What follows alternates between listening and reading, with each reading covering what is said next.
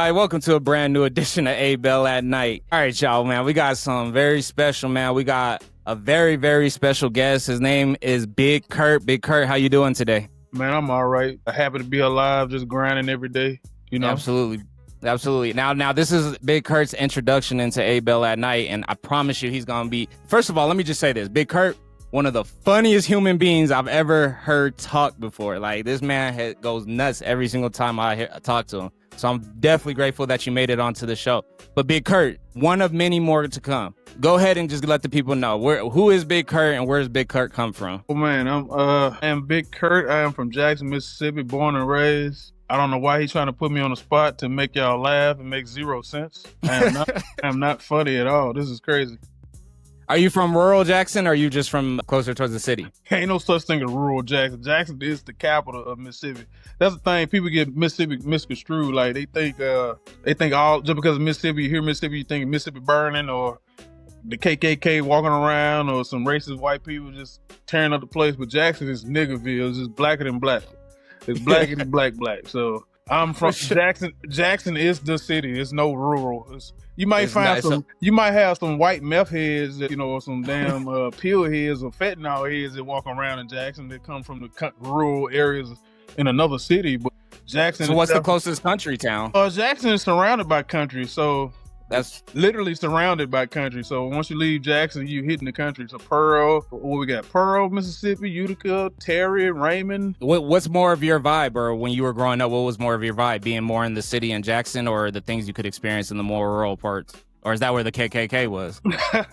I think that, ironically, the Klan at the time, from my understanding, Klan was always everywhere. It don't matter. Even in Jackson, they had little areas that they hid in and had a little secret meetings. But I mean, that stuff is, I don't even want to talk about them folks. But anyway, I grew up in South Jackson, and then we bounced around and moved around all over Jackson. So I probably we lived at about 14 different houses growing up. We moved about 14. God damn. Yeah, we did. Like, we wouldn't stay in the house growing up any longer than 1 year. Really? So you made it to like different elementaries and everything growing up? No, I went to the same elementary. It's just we be in the same district and just bouncing around like something wrong, But that's what happened. You grow up in poverty. You don't even realize you poor until you grow up. You're like, hold up. Oh, damn, we sure was poor. We were. Go ahead, my friend. Where you came from, do you feel like it was an absolute normal? Like most people would say, oh, this was like the poorer towns of Jackson. Did you feel, at what point did you feel like you were poor, and how normalized was it when you were a kid? I didn't realize we were necessarily poor. Like when you got a roof over your head, you got food in the refrigerator, or your daddy bringing money home so your mom can cook something to eat. You're a kid, you're just enjoying life. You don't know you're poor. You're watching cable TV, like you don't even realize it. But I say when I was probably in the 6th grade, 5th grade, 4th grade, I want to say 4th grade. And one day my mom was waiting. There was no food left in the house. And my mom was waiting on my dad to get home so she can go to the grocery store. She'd wait for him to get off work or whatnot. And that's when I was like, oh, snap. Something ain't right. Like, what's going on? That shit sound crazy. That's when I realized we were growing up at that time that, hey, black people and you know what? I don't like to generalize all black people as poor or in the inner city that's poor because everybody comes from different backgrounds and everybody has a different path in life. So my family's path is completely different from another person's family path. It may be similar. I wanted to put that cursor in there too, because I asked you, like, when did you realize you were poor? But that's a very perspective-based thing. Like, there's been times in my life where I feel like we was at the absolute worst and absolute struggle. But what are you comparing it to? Because there's people in other countries, there's people in other scenarios where that's their golden age. That's like wherever you were at your bottom is closer to where they want to get to reach their top. So exactly. I just wanted to ask that. All right, my next question for you, Big Kurt. Did you get whoopings growing up? Oh yeah, that's a southern. I mean, that's showing up a southern thing, man. Ain't no doubt about it. I think I stopped getting the whoopings when I was 13 because my mom, the whoopings stopped hurting because I got bigger. I'm a big dude. I was born 11 pounds 5 ounces, so yeah, I definitely got whoopings. God damn, you were 11 pounds 5 ounces? Yeah, 11 pounds 4 ounces, something like that. Yeah. Oh, 4 ounces? Yeah, that's unbelievable. I was 10 pounds 9 ounces. Yeah, my mama had that stuff when she was pregnant with me.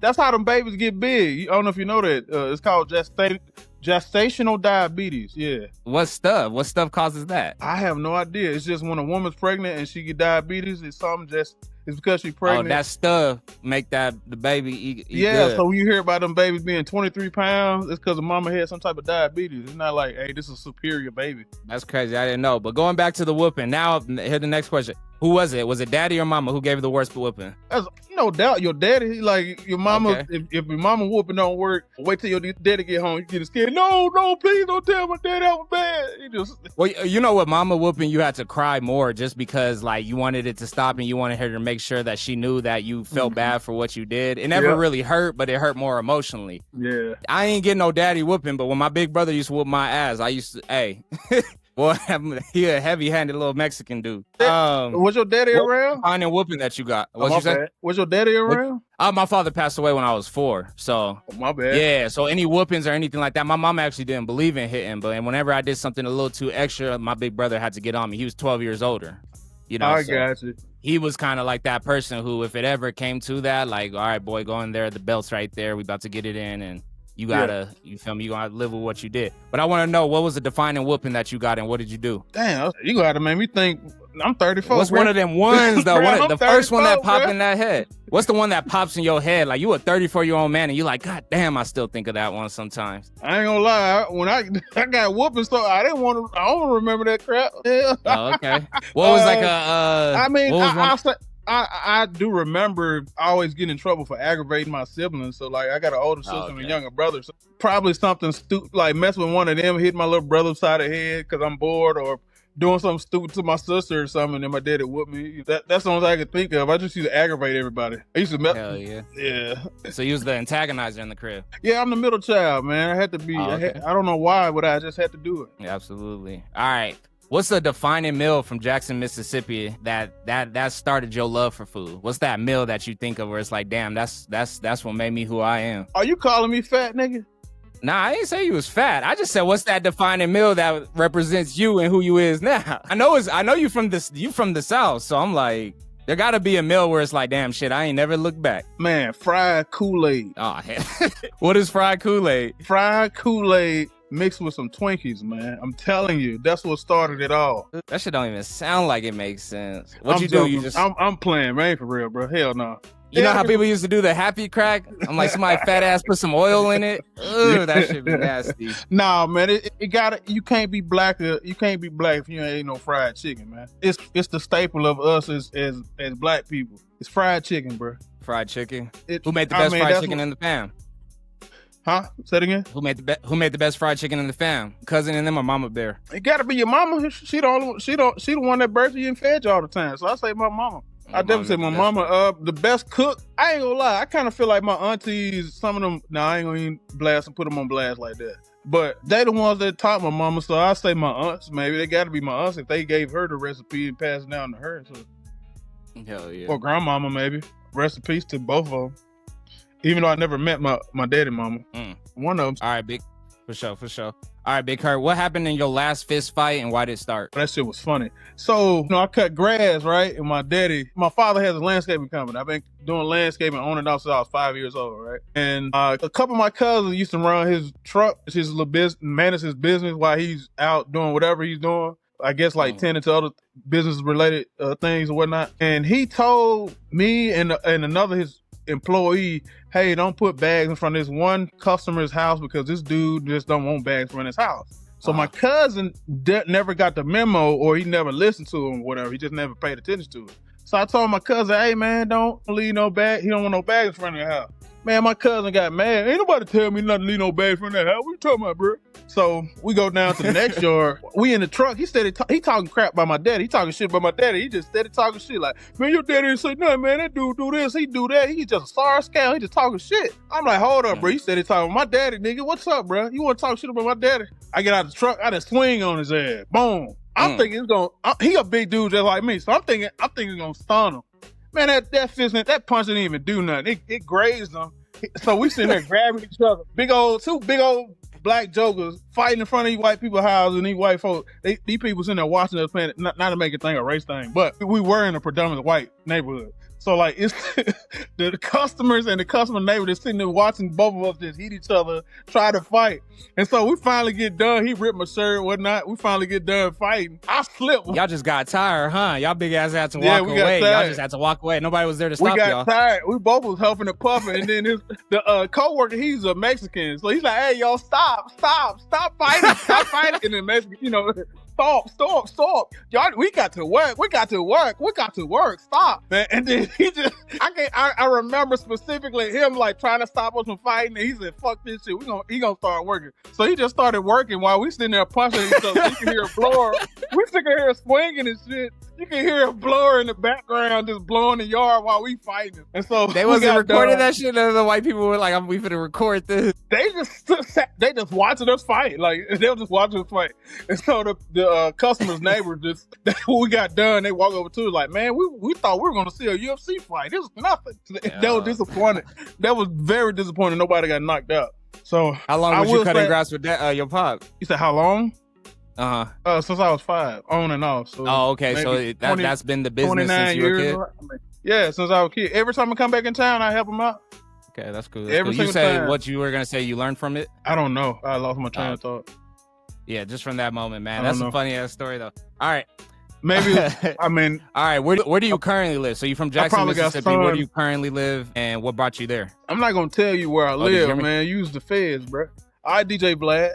I ain't gonna, not where you live. Like, what city are you a part of? Is none of your business where I live at, DJ Vlad. I'm not in no gang. I don't sell dope. What do you take into consideration when you move somewhere? I'm joking, man. I live in Atlanta, Georgia now, man.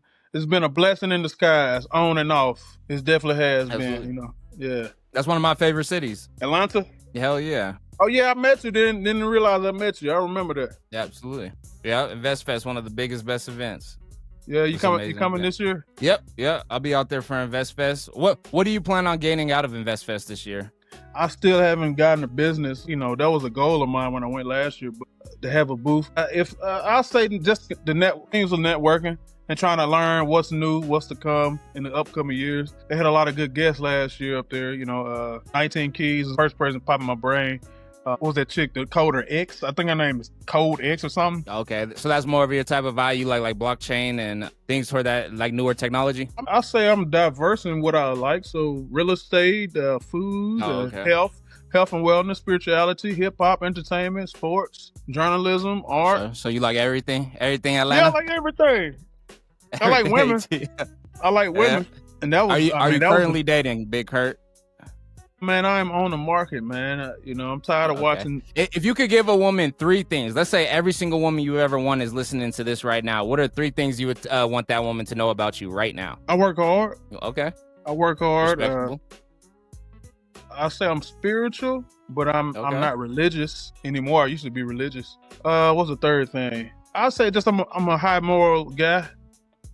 Like I don't like to do the ratchetness or the ghetto stuff. And if you if this girl chooses you right after this episode, where's the first place you taking her on a date? My face. Where's the second date? I'm joking, man. Honestly, I on some real stuff, I'll say a walk somewhere, just walk and talk. You know what I'm saying? Just communicative. Get to know somebody.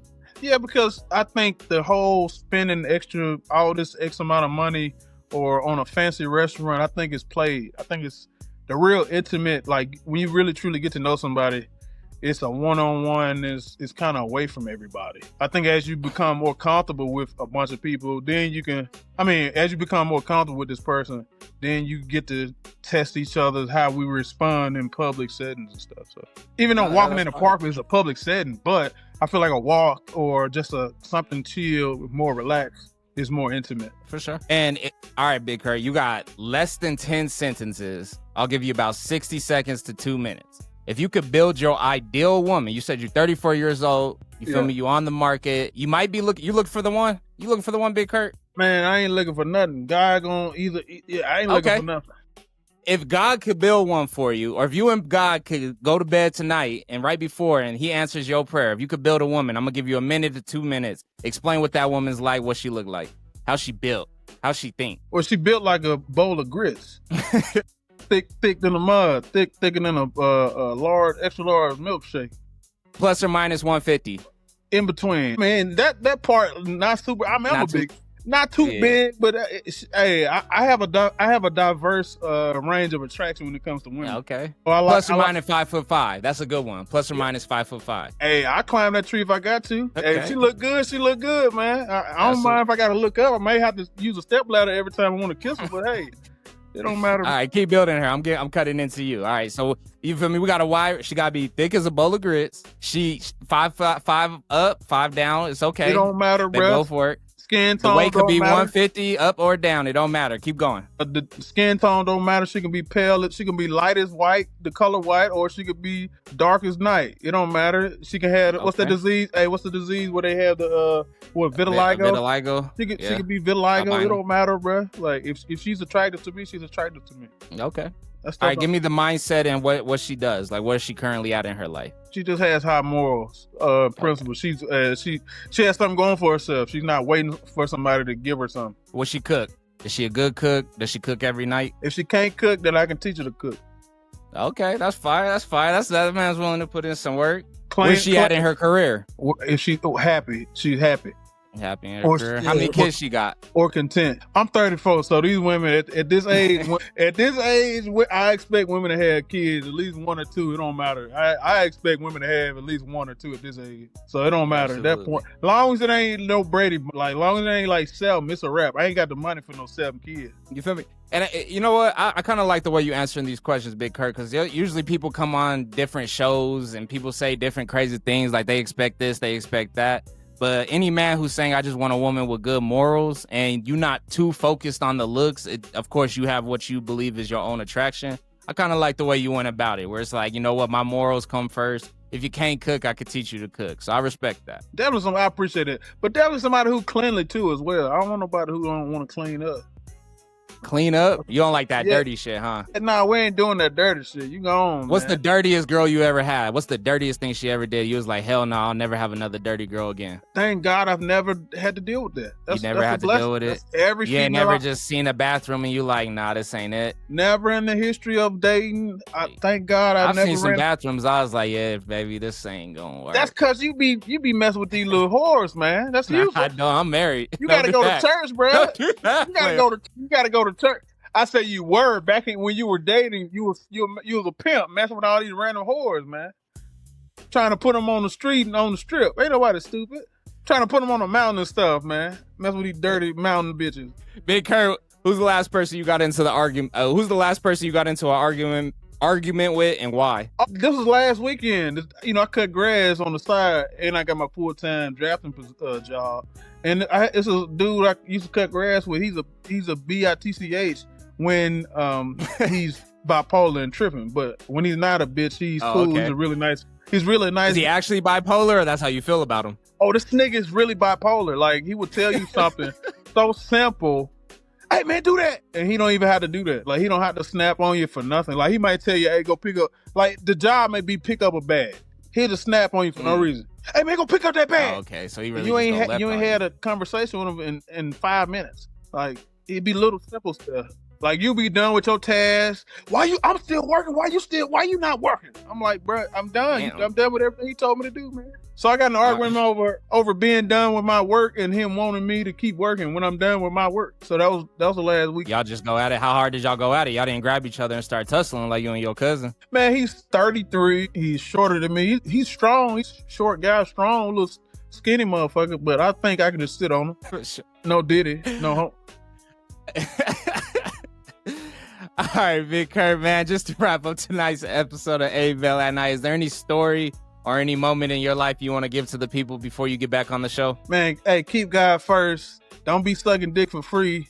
Don't be licking pussy for free. Work hard. Save your money. I know it just sounds like nothing about the moral stuff. That was just definitely like... I mean, you telling people not to have bad morals. Yeah. I just like... I don't know. That's a good question. On a serious note, I'll just say like, how about this? I'll let you finish off with this. Show love. How If you actually in your 34 years alive, what's a piece of wisdom before the next time you're on ABell at night? What's a piece of wisdom you want to leave the people with? Spread love. Always spread love, no matter what. Even if it's in small increments. If energy transfers and it doesn't be destroyed, love is the highest one of the highest frequencies that we can all share. That's valuable and free. So if we can't share money or share anything else, we can definitely share love. So spread love. Absolutely. And I think that has it, man. Once again, we was kicking it here today with Big Kurt. Big Kurt, I appreciate you. Edition of ABell at Night. Peace. Deuces, man. Mississippi. Shout out to Mississippi.